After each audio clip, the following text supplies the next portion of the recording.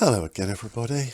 I'm very sorry I haven't made an update video very shortly after the original videos I made 2 weeks ago, but I've been very busy and I've had some things come up and just been busy with other stuff. But anyway, it means I've got a lot of material for this video and some really good pictures, I think, but I'll let you decide. So yeah, what you're looking at here is a massive, well, what appears to be a massive pile of sandwich beef. So you get those beef slices, it's roast beef, and it goes in my sandwiches. And it is well, as I always say, if you think it's small, it's probably still too big, because I cut the most minuscule little piece off and then I cut it into 3 tiny little strips, and then I cut those little strips the other way, so it went into grains, as far as I could see when I was on the chopping board, that were about the size of, I don't know, grains of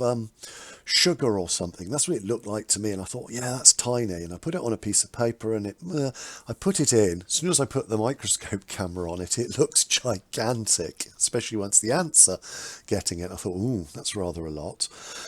Anyway, yes, speaking about the ants getting it, this first footage you're watching, this is taken up, I'm going to use 24-hour clocks because it's just easier. This was taken at 1840 on Monday. And as you can see, they went for it immediately. Now, this is the first protein they've had, and now you're looking at pictures. These were from 1933. So what's that? About 3/4 of an hour later. And as you can see, they are now going absolutely mental for this. And this is the first protein, like I said, that they've had this year. And clearly they're ready for protein. And you can see they're dragging whole lumps of it back into the nest. It doesn't matter that I thought it was too big. They're going at it like really aggressively, and loved this. So these next pictures now, this is 20:05, so another half an hour later, and as you can see, the pile is probably only half the size it was now, and there's still absolutely loads of ants coming out.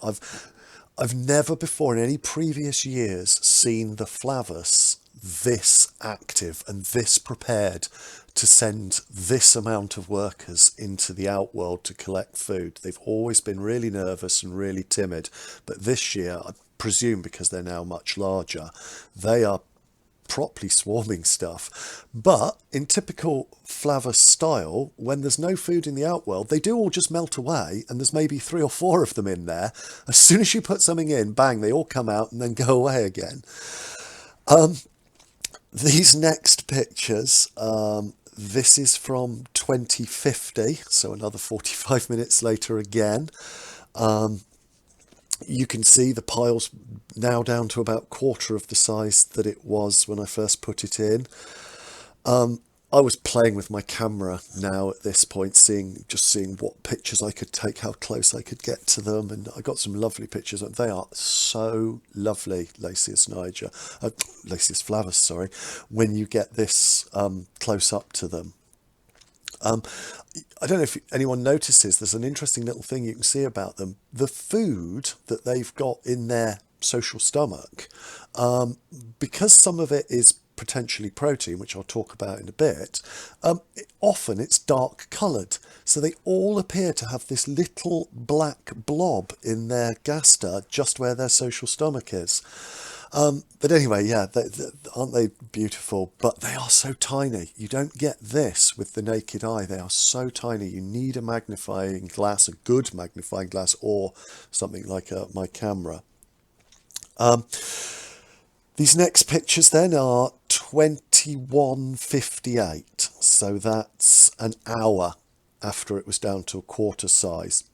And you can see that it's basically almost gone at this point. So, yeah, what's that?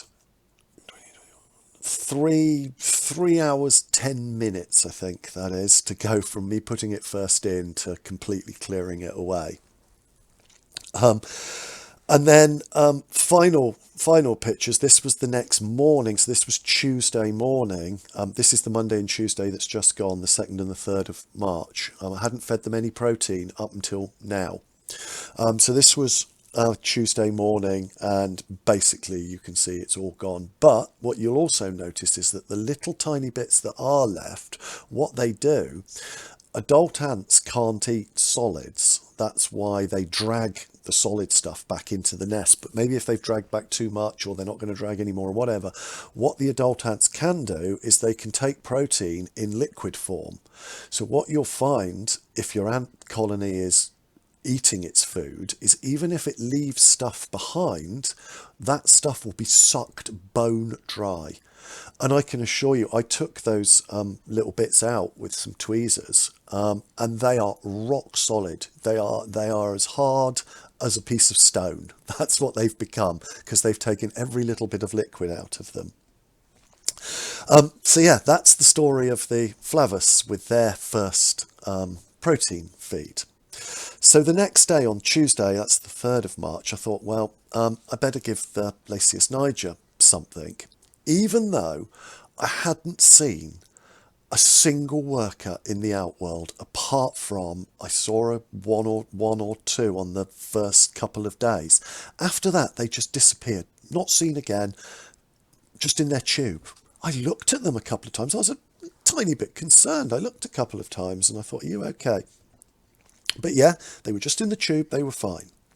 But I put them a tiny little bit of the beef in, a lot less than I gave the Flavus. I learnt my lesson. I really cut it down a lot less. Anyway, I put it in on a piece of paper, and nothing happened immediately, and I got sidetracked, and I looked back 1 hour later, and this is what I saw.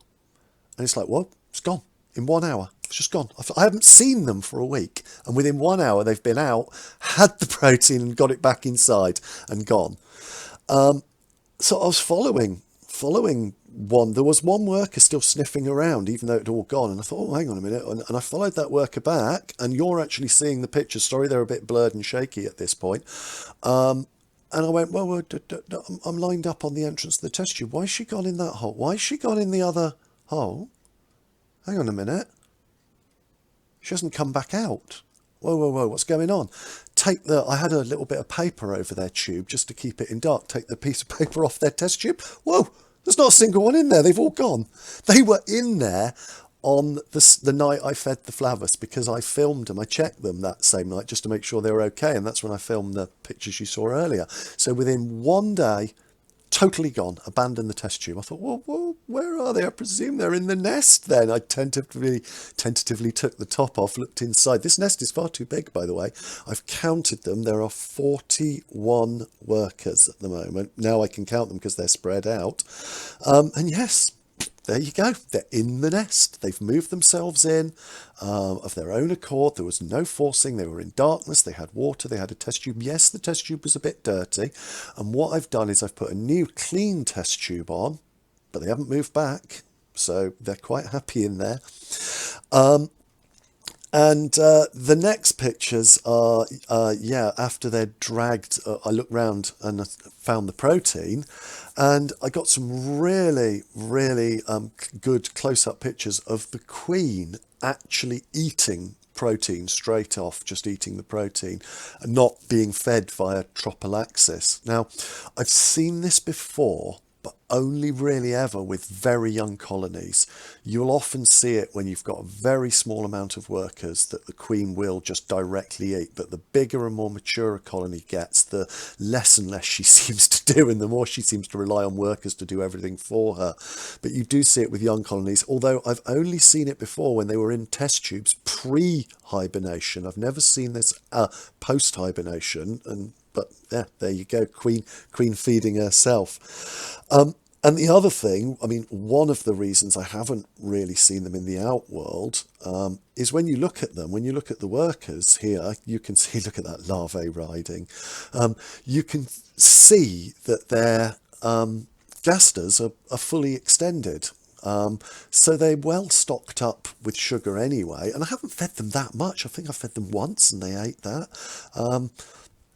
But yeah, ants actually come through hibernation with surprisingly a lot of reserves still intact. When I first started keeping ants, I thought that they'll be absolutely starving when they come out of hibernation. But it turns out they retain rather a lot of their supplies. And then finally tonight, on that same night, I also gave them both a bit of pear.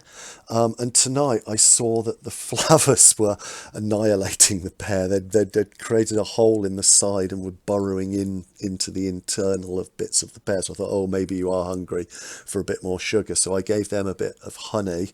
And yes, they liked that. And I gave the latest Niger, a bit of honey as well. And yes, after about an hour, I did see workers had come out and were eating the honey. And while I'm making this video, looking in their outworld right now, there's actually 5 workers in there, 3 of them running about and 2 eating the honey. So I haven't seen that many in the outworld ever before. So yeah, the honey's made them come out. Anyway, thank you for watching, everybody. Until next time, goodbye.